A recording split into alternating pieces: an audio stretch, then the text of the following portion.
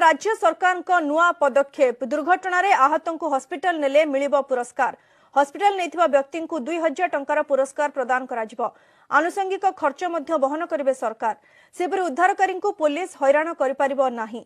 परिवहन कमिशनर संजीव पंडा एने सूचना दैछन्ती। राज्य में दुर्घटना जनित मृत्यु संख्या ह्रास करने एभली पदक्षेप नेछन्ती सरकार। विभिन्न समय दुर्घटनार शिकार होइतिबा लोकन को ठिकणा समय हॉस्पिटल नेबारे विलंब हेबारु जीवन चली जाउछि। पुलिस भयरे लोक सहायता करू नथिले। दुर्घटना रे जो माने आहत होछन्ती सेमानकु शीघ्र ट्रीटमेंट करिवा पई दरकार हमर सेति आमे सरकार तरफ गोटे गुड सम रिटर्न पॉलिसी बना जाइए।